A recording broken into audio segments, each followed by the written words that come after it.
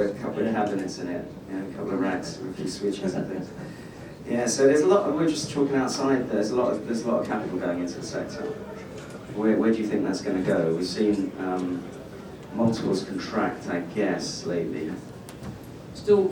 I mean, it's not the guy Digital I was saying earlier on. It depends what you mean by multiple, because a multiple for a business that's growing at like 4% a year is one thing, but a multiple where you're just about to land the Microsoft for 2 megawatts is irrelevant if your 35 times is 9 times EBITDA next year. And there's a lot of that going on. So it's still a bit of a gold rush, I think, certainly in emerging markets. And you're quite active in emerging markets. Do you ever regret that? No, I don't know. I think my wife regrets it. Because I found a fantastic way to make slightly less money with a lot more effort. A lot more risk as well. And a lot more risk. How's Russia doing for you now? Right, it's fine. It's all very good. There's no problem with Russia at all at the moment. It's kind of in the deep freeze at the moment. Yeah. Deep freeze.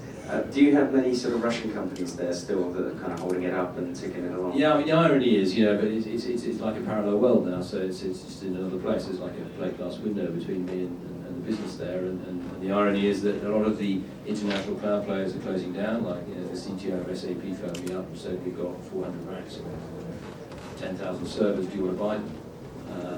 So that's all switched off. So Russian cloud players are then moving in. So prediction is that half of the big Russian tech companies will probably go bankrupt because they're quoted in on NASDAQ or Amsterdam or whatever.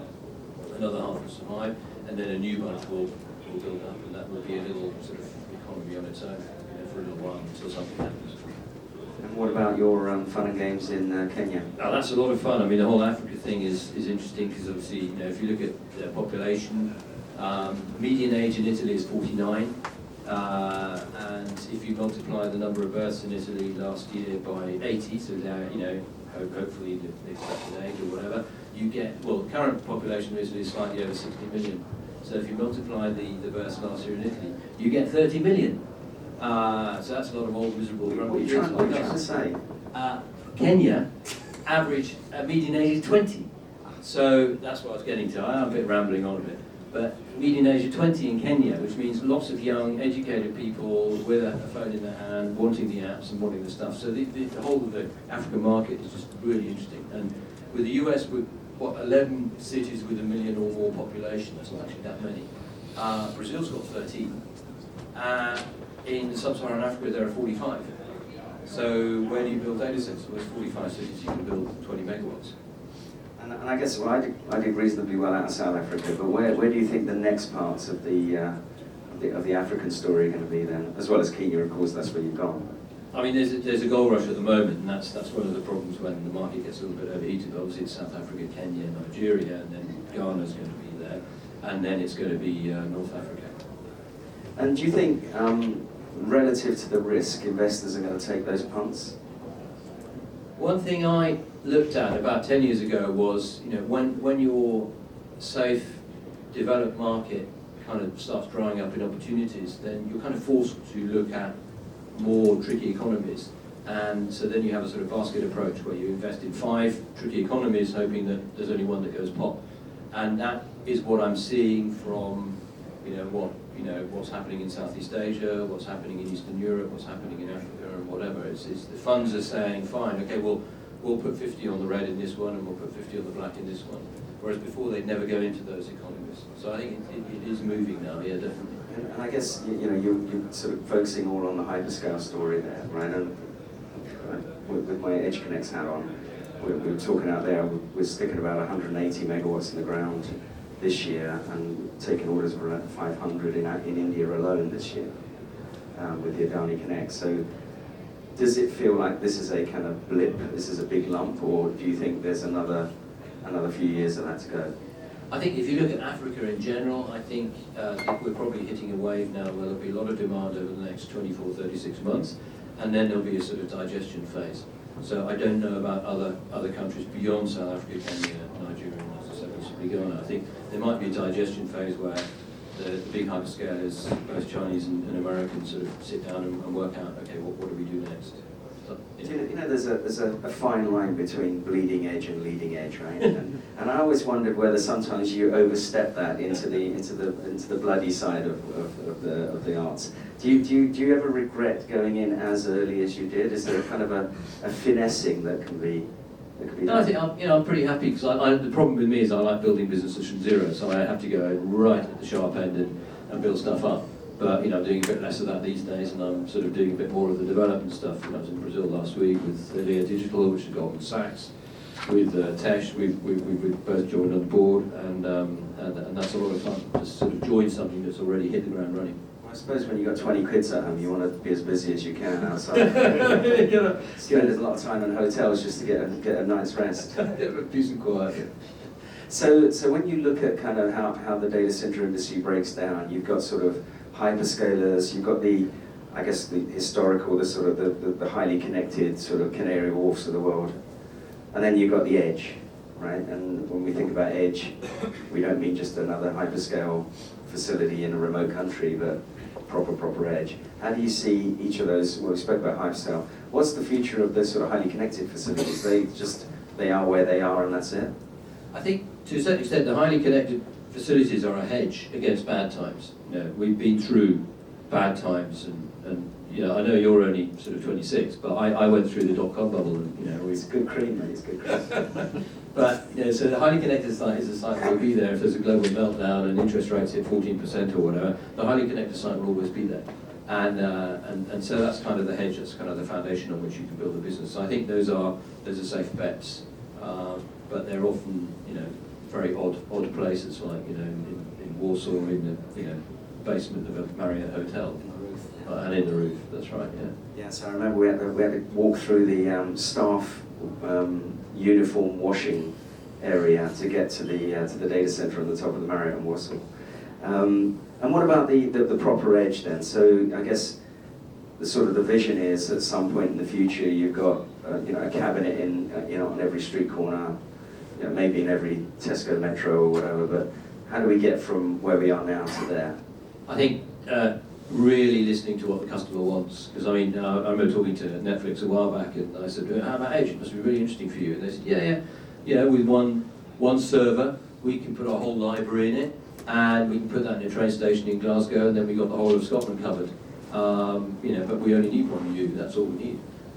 So the idea that there's going to be whole loads of compute and stuff like that close to the edge is, we've got to stick close to those customers and really understand what they need. But there's a lot of user-generated content. There's more and more, and it's that uplink which is the problem for mobile and fixed networks at the moment.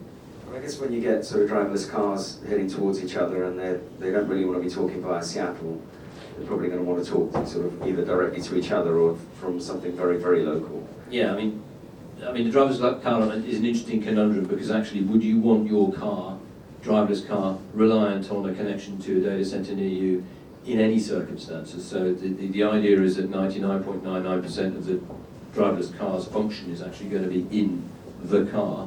But what you do need is your 40 cameras, which are on the car, are recording high-definition images, and that has to be stored 3 years, because otherwise your insurance company won't give you any coverage. So that is what's going to be feeding out of those. So you are going to need these whacking great facilities generally for storage somewhere, with sort of high latency distribution backhaul to there, and then very low latency, very, very local, sort of just interactive type units. And that low level sort of mini edge, a few racks or whatever at the base of a telecom tower or something like that. That's the big question at the moment. Is there a market for it? What is the market? What are people going to pay for it? And is your addressable market only 1% of the actual internet companies? Whereas if you're in a big data center, you can address every player. It's still a tricky one, I think. Do you think the hyperscalers are going to own more and more, want to own more and more of their own facilities? I mean, Amazon's got a kind of, we can do it better than anyone else anyway. You probably have Amazon surgeons and everything else, because they think they can. But is that where the world's heading as well in terms of the hyperscale part of the game? Well, we're seeing that in undersea cable. That's clear, and we're going to see it in metropolitan fibre networks as well, where a big hyperscaler will say, "Build me a ring," and I'll give you, 30% of the cash to build it, you just give me pairs of fibres and then you can sell the rest, sort of thing. So it's partly because they're frustrated that the infrastructure hasn't kept up with what they need. So is it a business decision or is it just an expedient decision? I think it's more of an expedient decision at the moment.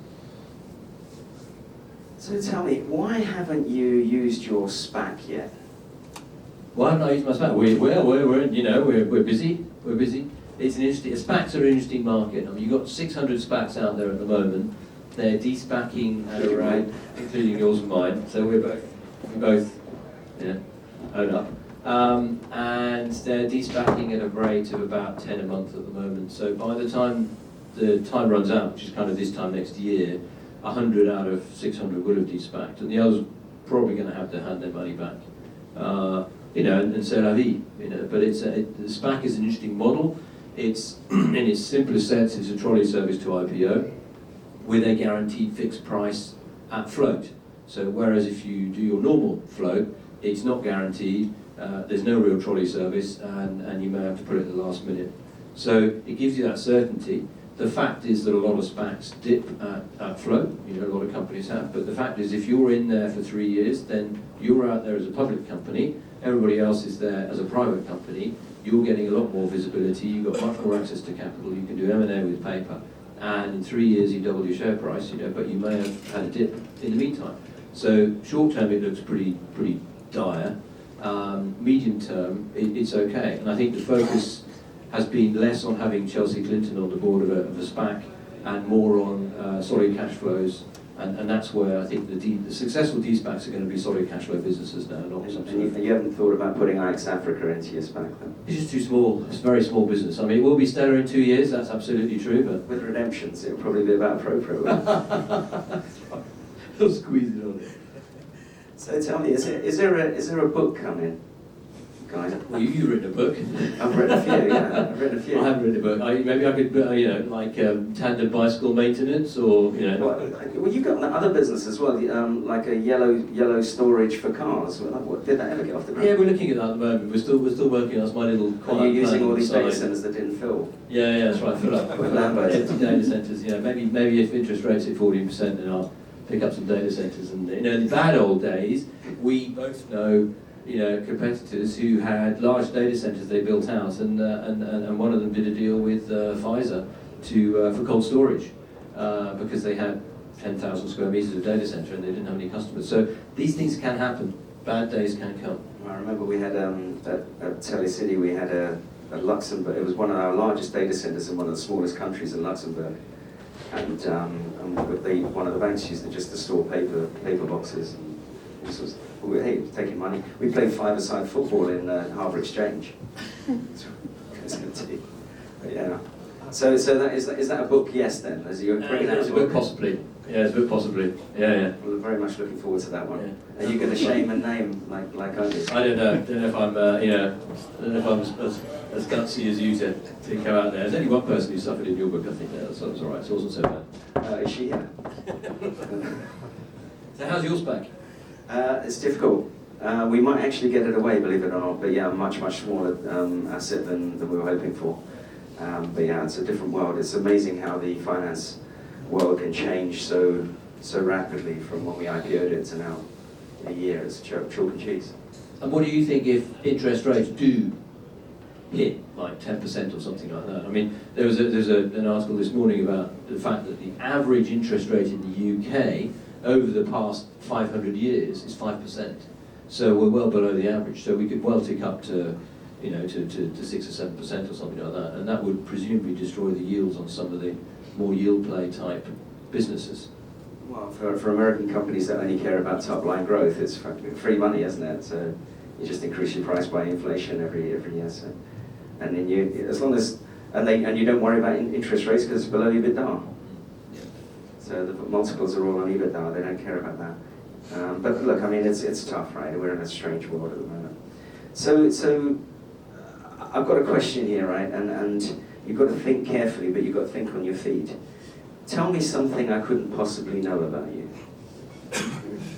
I don't know if you know that when I started my career, I was writing assembly language for edge computing because we were doing smart card readers, and I had 8,000 bytes of memory to play around with, and we had a tower storage unit to share between 14 software developers, which had 8 megabytes of storage in it. There were only 2 of them in France at the time. Okay, I was looking for something more interesting, but well, I used to repair hard disks, and they were the size of well, probably a whole house brick, and that was a 10 meg hard disk, and we used to repair them, and they sold for $4,000 each at the time. I remember back in the 80s. Listen, I'm going to throw this open to the audience. I'm sure you've got lots of questions for Guy or me. Come on, don't be shy. There we go. Yes. One for Guy, and it's a bit of crystal ball gazing. You say that the African market's got sort of 24, 13 months of serious growth. And depending on what you read or where you read it, the market's currently 200 megawatts to 500 megawatts for 1.2. Where do you see, what market size do you see in the year, let's say, those combined? So the question is, if Africa's sort of growth is expected over the next sort of 3 years or whatever, and current market is sort of 500 megawatts or so, where do I think it will go? As I said, there are 45 cities. You could put 20 megawatts in each city, so there's your number, medium term. But the world is a funny place, and how do we get there? It's inevitable. We will get there.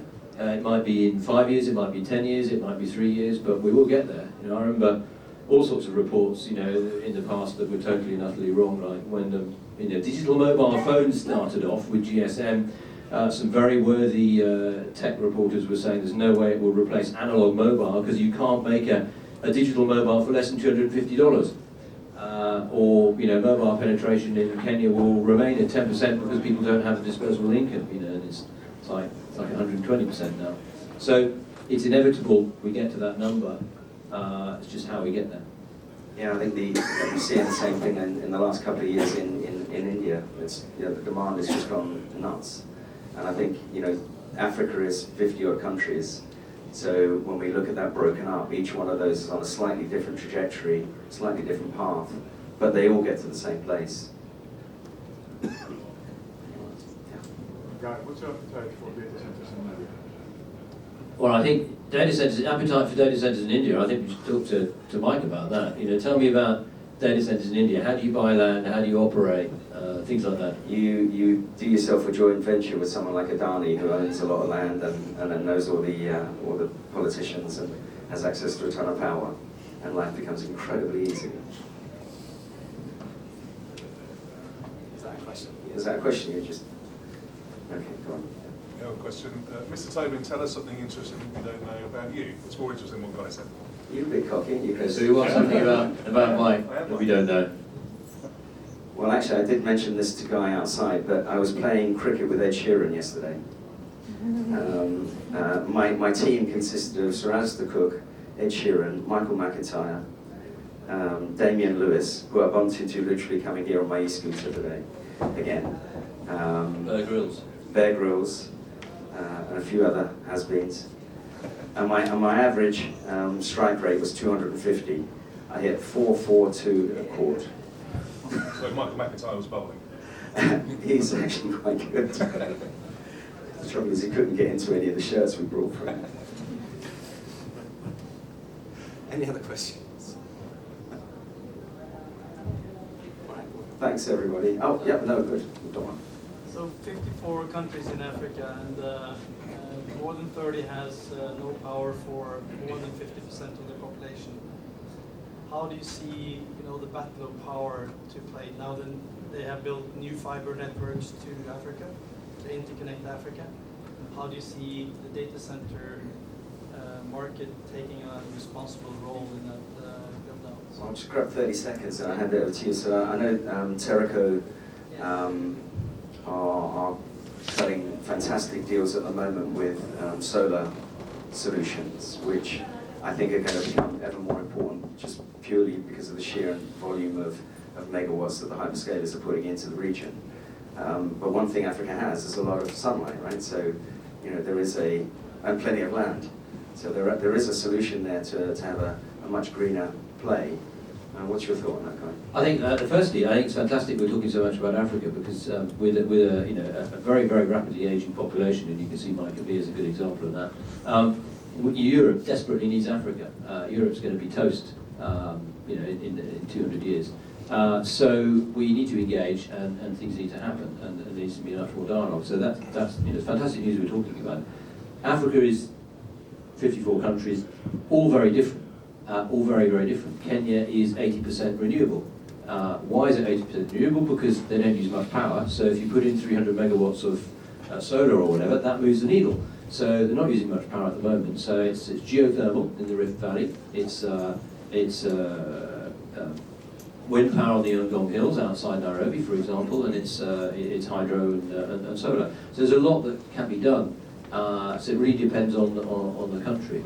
But yes, this will potentially, data centers arriving will bring hand in hand the development of more power complexes where that spare power will also be used by the population. So it's a win-win. Yeah, I think it's the old Jevons paradox, right, where sort of consumption begets consumption. Whilst you've got Moore's law on one side, making everything more efficient at a rate of knots. I think Jevons was one of the industrialists in the sort of industrial revolution in the UK, and when they were digging into coal mines and people were dying in the coal mines, he got his collective sort of geniuses around him with the Stevensons and all these sort of people and said, how do we make it more efficient? How do we make engines more efficient so they use less coal? And of course, the more efficient they made the engine, the more engines were bought to use more coal. So, these efficiencies drive the consumption, and if you can get, as you say, big demand, then you've got to find big solutions for it. So I guess I'll ask you a question as well, because I have no idea what the answer to this is, but what is, we're sitting here in 5 years' time, where is quantum computing? Is it in data centers? Has it destroyed blockchain? I think it has to be in data centers just purely because that's where the concentration of power source is going to be. But it's going to be in dedicated because they're just going to be wanting to consume everything. I think it has different levels of security attached to it as well, given what applications are running on it as well. I don't know whether it destroys blockchain. I think blockchain is a pretty good idea. I don't like Bitcoin at all. I think blockchain is pretty good. Guy, just back to Africa for a moment. The 54 countries there. There is, of course, the fact that across all those countries is not the development more focused on the east and west coast or better access to certain fiber, or is the data center development fairly regularly spread across the whole? So the question is, in Africa, is the development just based on west and east coast where the undersea cables land, or is it sort of more spread? And I quickly answer that, I know, but there's a massive issue generally across the planet where you see all these undersea cables landing, and that's brilliant, but all countries that are landlocked sort of aren't part of that calculation. And so there's an enormous push to build in Africa, for example, into the landlocked countries, and that needs two things: it needs data centers and it needs fibre. And that fibre coming in is really important because otherwise the cost of bandwidth is just silly prices. We saw an issue in Cameroon recently where the undersea cable landed, and then you're paying 1,000 times the price you pay in London to get your data from the cable landing station into town because it's a monopoly telco. So that has to be addressed at the moment. So typically at the moment, it's south, west and east, but that's a good start. Yeah, no, I agree, and even the US. I mean, the development of data centers in the US started on both coasts for the same sort of reason. But I think inevitably you've got data sovereignty issues, and places like Rwanda now are insisting that they have their own data centers, and they're pretty much landlocked, and they're serving a local demographic as well as connecting to the outside world.